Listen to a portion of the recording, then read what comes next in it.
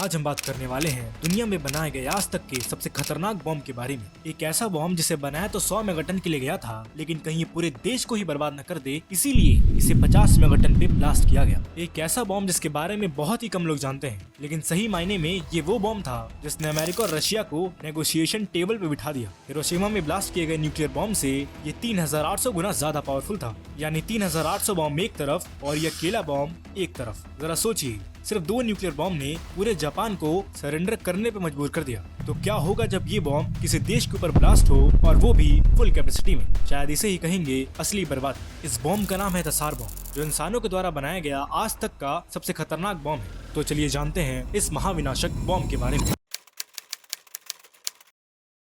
Cold war का जमाना था। 1961 में दुनिया 2 हिस्सों में बटी थी। पहला अमेरिका और उनके अलाइज जिन्हें नाटो के नाम से जाना गया, और दूसरे सोवियत यूनियन और उनके अलाइज जिन्हें कम्युनिस्ट ब्लॉक के नाम से जाना गया। दोनों सुपर पावर एक दूसरे से डर रहे थे और एक दूसरे को डराने की कोशिश कर रहे थे। अब यहाँ सबसे बड़ा सवाल ये उठता है कि कैसे? तो इसका जवाब है न्यूक्लियर वेपन के जरिए। दरअसल सोवियत यूनियन की जो सबसे बड़ी प्रॉब्लम थी वो ये कि अमेरिका के पास उस वक्त की सबसे एडवांस्ड न्यूक्लियर मिसाइल थी, जिसका नाम था मिनटमैन, जो 24,000 किलोमीटर प्रति घंटे की रफ्तार से उड़ सकती थी। और इस मिसाइल को रडार से भी पकड़ना बहुत मुश्किल था, और इसी मिसाइल के जरिए अमेरिका रशिया पे इंटरनेशनल प्रेशर बिल्ड कर रहा था। 1961 में दोनों देशों के बीच टेंशन पीक पे थी, क्योंकि ये वही साल था जिसे बर्लिन क्राइसिस के नाम से जाना गया। अगस्त 1961 में बर्लिन वॉल बनाई गई थी। ये सिर्फ एक दीवार नहीं थी, ये कोल्ड वॉर का सिंबल थी। ईस्ट और वेस्ट बर्लिन के बीच एक कंक्रीट की दीवार जो कैपिटलिज्म और कम्युनिज्म को अलग करती थी। इसी टेंशन के बीच सोवियत प्रीमियर निकिता क्रुश्चेव ने सोचा कि हमें दुनिया को दिखाना होगा कि सोवियत यूनियन कितना पावरफुल है,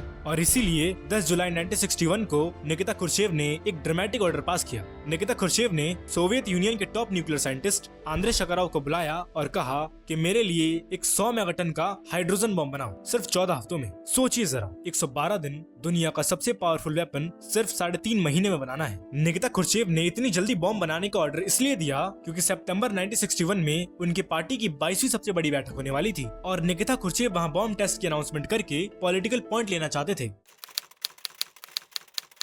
आंद्रे शकारोव सोवियत यूनियन का सबसे ब्रिलियंट न्यूक्लियर फिजिसिस्ट, जिनकी सोच ने उन्हें इतिहास के पन्नों में हमेशा के लिए अमर कर दिया। आपकी जानकारी के लिए बता दूं कि 1975 में इन्हें नोबेल पीस प्राइज से नवाजा गया। लेकिन यहाँ सवाल ये उठता है कि जिस इंसान ने दुनिया का बल्कि इतिहास का सबसे खतरनाक बम बनाया, उसे नोबेल पीस प्राइज से नवाजा गया। कुछ समझ नहीं आया तो वीडियो में बने रहे, बस कुछ ही देर में सब क्लियर हो जाएगा। नॉर्मल न्यूक्लियर बॉम्ब में सिर्फ 2 स्टेज होते हैं। पहला फिजन ट्रिगर जो रिएक्शन को स्टार्ट करता है, और दूसरा फ्यूजन स्टेज जहां बॉम्ब एक्चुअल में फुल एनर्जी के साथ ब्लास्ट होता है। इसे और आसान भाषा में समझे तो इमेजिन करिए कि जब हम दिवाली में पटाखों की सुतली को जलाते हैं वो है फिजन ट्रिगर, और जब वो ब्लास्ट होता है वो है फ्यूजन स्टेज। लेकिन शकारोव ये समझ चुके थे कि इस न्यूक्लियर बॉम्ब में हम जितने फ्यूजन स्टेज को ऐड ऑन करते रहेंगे ये बॉम्ब उतना ज्यादा पावरफुल बनता जाएगा, यानी ये कि सुतली को जितने बॉम्ब के साथ कनेक्ट करेंगे ब्लास्ट उतना पावरफुल होगा। और बस इसी डिजाइन के ऊपर उन्होंने काम करना शुरू किया। इस बॉम्ब को बनाने के लिए उन्होंने एक स्पेशलाइज्ड टीम बनाई, जिसमें थे विक्टर एडमेस्की, यूरी बावे और यूरी टिटनोव, यूरी इसरनोव और यूरी जेल्डोविच। जिस सीक्रेट बेस में ये वर्क कर रहे थे उस सीक्रेट बेस को अर्जमस 16 के नाम से जाना गया।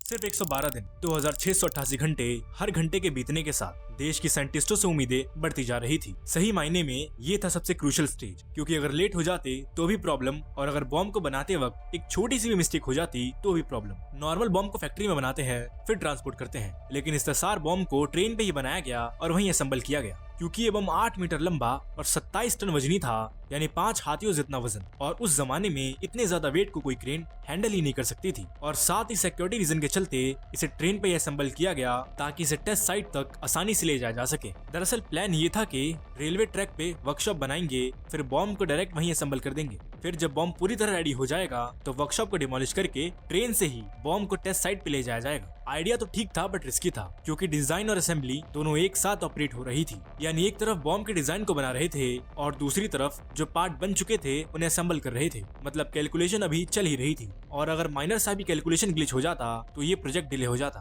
अक्टूबर 15 को टेस्ट से 2 हफ्ते पहले सारे टीममेट पैनिक में थे क्योंकि डिजाइन में डाउट आ गया, लेकिन सारे टीममेट ने नॉन स्टॉप 48 आवर तक काम करके उस डाउट को सॉल्व किया। Test location Novaya Zemlya, Arctic circle में 800 kilometre north. Aircraft Tupolev Tu-95V bomber, pilot major Andrei डोनाट से। पूरे एयरक्राफ्ट को व्हाइट पेंट किया गया ताकि एयरक्राफ्ट को थर्मल रेडिएशन से बचाया जा सके। बॉम्ब के साथ एक मैसिव पैराशूट अटैच किया गया ताकि बॉम्ब स्लोली नीचे जाए और पायलट को एस्केप करने का टाइम मिल सके। साइंटिस्टों ने कैलकुलेशन करके पायलट को पहले ही बता दिया कि इस मिशन में तुम्हारे सर्वाइवल चांसेस सिर्फ 50% हैं, लेकिन आंद्रे दुर्नौत्से ने ये जानते हुए भी उस मिशन पे जाना एक्सेप्ट किया। टेस्टिंग का दिन 30 अक्टूबर 1961 11 बजे प्लेन टेक ऑफ होता है। 11:20 पे प्लेन 10,500 मीटर हाइट तक पहुंच चुका होता है और 11:32 पे बॉम्ब को रिलीज किया जाता है। पैराशूट डिप्लॉय होते हैं और 188 सेकंड का काउंटडाउन शुरू होता है। दुर्नौत्से ने एयरक्राफ्ट को शार्प टर्न दिया और मैक्सिमम स्पीड से टेस्टिंग साइट से दूर जाने लगे और 3 मिनट बाद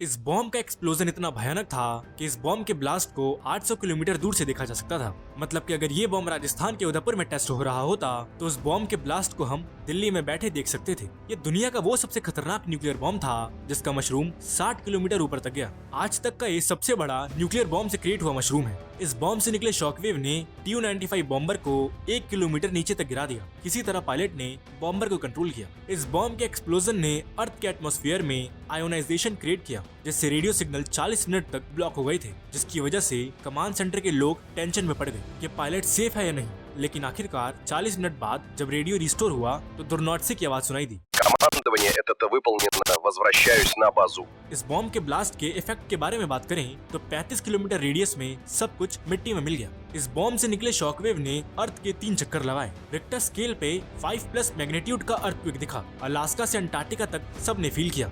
सोचने वाली बात यह है कि इस बॉम्ब में यूरेनियम की जगह लेड का यूज किया गया, जिससे बॉम्ब की पावर आधी हो गई। अगर ये बॉम्ब अपनी पूरी कैपेसिटी में ब्लास्ट होता तो फिर क्या ही होता। 1960 में शकारोव टेस्ट से पहले एक प्राउड नेशनलिस्ट थे। उनका ऐसा मानना था कि न्यूक्लियर डेटरेंस ही एकमात्र जरिया है पीस का। लेकिन तसार बॉम्ब के टेस्ट के बाद जब उन्होंने देखा 60 किलोमीटर हाई मशरूम अर्थ को कांपते हुए इतना ज्यादा मैसिव डिस्ट्रक्शन, तो मानो उनके अंदर कुछ बदल गया। उन्हें रियलाइज हुआ कि मैंने क्या क्रिएट कर दिया है। ये वेपन एक पूरी सिविलाइजेशन को डिस्ट्रॉय करने की कैपेबिलिटी रखता है। जिसके बाद उनमें ग्रेजुअल चेंजेस आना शुरू हो गए। 1960 में एटमॉस्फेरिक टेस्टिंग के अगेंस्ट बोलने लगे। 1968 में फेमस ऐसे लिखा। 1970 में ओपन डिसेंडेंट बन गए सोवियत गवर्नमेंट के और 1975 में इन्हें नोबेल पीस प्राइज से नवाजा गया। अपने आखिरी दिनों में शकारोव ने कोल्ड वॉर का एंड देखा। 14 दिसंबर 1989 को इनकी हार्ट अटैक से मृत्यु हो गई। इनके खुद के वर्ड थे कि I remained proud of the technical achievement, yet I grew deeply concerned about the moral implications.